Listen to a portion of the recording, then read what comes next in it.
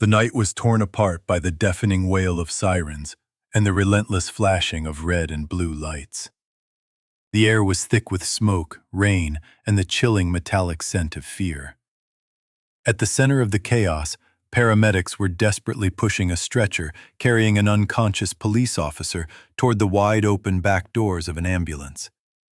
Time was running out. Every passing second was the fragile boundary between life and death. But just as the medics prepared to load the stretcher into the vehicle, a massive dark shadow suddenly lunged forward, blocking the doorway. It was Bruno, a highly decorated canine police dog. His muscles were coiled tight, his fur soaked in a mixture of rain and blood, and his teeth bared in a desperate, trembling snarl. He absolutely refused to let anyone near his partner. He refused to let the ambulance leave. Why would a highly trained police dog sabotage the effort to save his own owner's life? What did this animal know that humans couldn't see? When they finally realized the message the dog was trying to convey, the truth shattered them all. Stay with us, because this story will leave you speechless. Before we begin, make sure you hit that like and subscribe button. And truly, I am curious. Where are you watching this video from? Please leave your country's name in the comments section below. I always love seeing how far our stories travel. Officer Mark Evans lay motionless on the cold medical stretcher. His breathing was fragile, erratic, and so weak that his chest barely seemed to rise. He had just suffered a lethal injury during a high-stakes raid on an abandoned chemical plant, throwing his own body in the line of fire to shield his entire tactical team from a vicious attack. The paramedics surrounding him were spiraling into absolute panic. "We're losing his pulse! Get this dog out of here right now!" An emergency medic screamed, his hoarse voice almost drowned out by the torrential rain. But Bruno didn't budge an inch. The massive muscle mass of the German Shepherd stood planted on the ambulance's metal floor like an immovable fortress. Two other police officers lunged forward, reaching their arms out to grab his collar and drag him away. Yet the exact moment their hands grazed his soaked fur, Bruno let out a sound that froze everyone present in their tracks. It wasn't the aggressive, bloodthirsty roar of a wild beast. It was a cry. A choked, shattered sound carrying absolute desperation. Bruno's amber eyes were wide open, overflowing with sheer panic. He darted his gaze to Mark, who was barely clinging to life, and then stared intensely at the medical staff, his entire body shaking violently with an inexplicable, agitated energy. Anyone looking into those eyes could feel an electric chill run down their spine. Bruno wasn't attacking them. His intuition was screaming. Somehow, in this chaotic space filled with the scent of blood and antiseptic, the dog was trying to cast an invisible shield to protect his partner. He stared at the hands of the lead medic, who was holding medical equipment, with a chilling level of vigilance. Why? Why would a creature that is always ready to sacrifice its own body for a human choose this life-or-death moment to stand in the way of survival? The secret behind that bizarre behavior was lying right in front of their eyes, hiding in the shadows where no one could have possibly suspected. To truly understand Bruno's desperate and bizarre actions on that stormy night, you have to turn back time and comprehend the invisible spiritual thread that bound this dog's soul to Mark. 3 years ago, Bruno was not a fierce warrior. He was a broken fragment. Rescued from a cruel, illegal breeding facility, Bruno had been a skeleton of a dog, starved, beaten, and living in sheer terror of humans. At the rescue shelter, top training experts all shook their heads in defeat. They deemed Bruno untrainable and too dangerous due to his severe psychological trauma. He trusted no one. Whenever anyone approached, he would shrink back into the corner of his concrete cell, trembling and baring his teeth. But Mark was different. In those amber eyes filled with resentment and fear, Mark didn't see a monster. He saw a crying soul begging to be saved. For weeks, Mark didn't even try to touch him. He simply sat quietly outside Bruno's cold iron cage, reading books, speaking in a deep, warm, and patient tone. He sat there in the pouring rain. He sat there when the snow fell, just to prove that he would never abandon him. Then, a miracle happened. Late one afternoon, that massive, scarred dog finally took a few timid steps forward, slowly resting his heavy head on Mark's knee, letting out a long sigh that released all his burdens. From that exact second, everything changed. They weren't just a police officer and a canine. They were a single heartbeat existing within two bodies.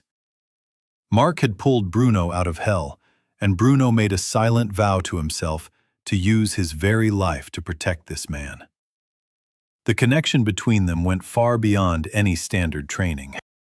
During perilous missions, they communicated through silent glances and the slightest shifts in their breathing. Bruno's intuition had saved Mark countless times from deadly traps and enemies lurking in the shadows. And tonight, amidst the howling storm, that sacred intuition flared up once again. A sixth sense that never failed was urging Bruno to take action, because he knew, without a doubt, that the Grim Reaper was present right inside this ambulance. "Get the dog back, right now!" the lead medic yelled in sheer frustration, sweat pouring down his forehead. He reached out and grabbed a brand new intravenous fluid bag from the field medical kit, preparing to insert the needle into Mark's pale arm. "The patient's blood pressure is plummeting. If we don't start fluids immediately, he's going to die." The heart monitor next to them began emitting a long, continuous beep, its red alarm flashing relentlessly.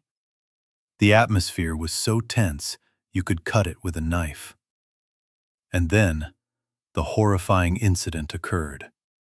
The very moment the doctor reached out with the IV bag, Bruno gathered his strength and launched himself into the air. He didn't bite the doctor. He didn't attack the police officers trying to restrain him.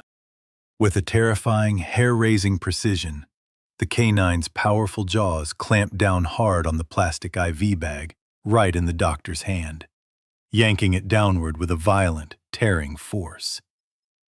The plastic bag burst open. The liquid inside spilled out, splashing all over the metal floor of the ambulance. "What the hell are you doing?" the doctor screamed, stumbling backward, his face turning pale with shock. Then, a dead silence engulfed the space. No one spoke a word. Because the moment that liquid hit the floor, an overwhelming, bitter chemical odor began to rise, so pungent that it completely overpowered the metallic scent of blood and the stormy rain outside. The liquid bubbling slightly on the floor was not sterile saline. It was poison. An officer quickly stepped forward, shining his blinding flashlight onto the field medical kit that had just been brought into the vehicle from the crime scene. The protective seal on the IV bag had been sophisticatedly tampered with. In the chaos of the raid, the fleeing criminal had managed to set a ruthless, deadly trap. He had injected a lethal chemical compound into the emergency medical supplies staged at the outer perimeter. If that fluid had entered Mark's veins, he would have died in less than a minute. The paramedics stood frozen like stone statues. The police officers stared at the dog in absolute, utter shock. Bruno had never been trying to stop the rescue.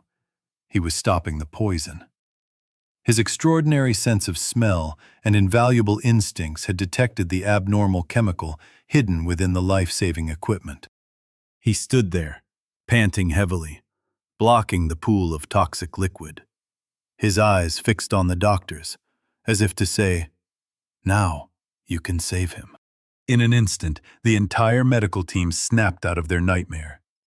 They immediately discarded the entire contaminated field kit and rushed to open the securely sealed lockbox on the ambulance wall, pulling out brand new IV sets that had never left the vehicle.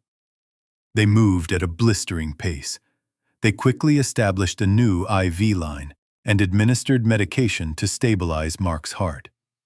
A collective sigh of relief filled the tight space as the heart monitor's beeping slowly returned to a steady, normal rhythm, and the officer's pale face began to regain a hint of color. Throughout this entire process, Bruno quietly backed away. The massive dog tucked himself obediently into a narrow corner of the ambulance, his chest still heaving with exhausted breaths, but his amber eyes never left Mark for a single second. He stayed wide awake, maintaining that state of high alert throughout the long, frantic ride through the storm to the hospital. 3 days later, the stark white, sterile hospital room was bathed in the soft, gentle light of early morning. The rhythmic beeping of the heart monitor was steady, carrying the tune of peace. On the hospital bed, Mark slightly furrowed his brow and slowly opened his eyes, trying to adjust to the light after days in a deep coma. His body still ached terribly, but he was alive. And right before he could even call out for a nurse, a wet, warm nose gently nuzzled into the palm of his hand. Bruno was there. The resilient canine had not left his bedside for a single moment, not even for half a step over the past 72 hours. Mark slowly turned his head, hot tears welling up and rolling down his cheeks as he laid eyes on his loyal companion. Seeing his owner awake, Bruno let out a choked, trembling whimper, softly resting his large chin on Mark's chest, his eyes brimming with pure relief. Using what little strength he had left, Mark threaded his fingers through the soft fur on the back of Bruno's neck. There was absolutely no need for words.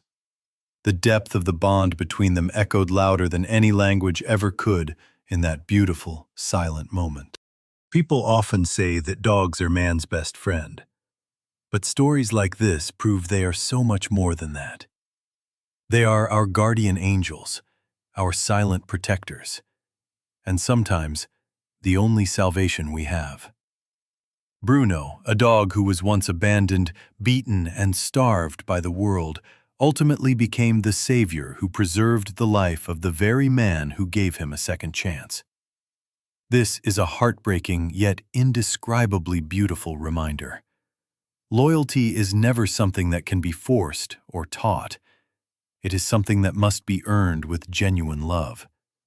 And when you reach out your hand to offer kindness to a shattered soul, the universe always has a miraculous way of returning that favor at the exact moment you need it the most.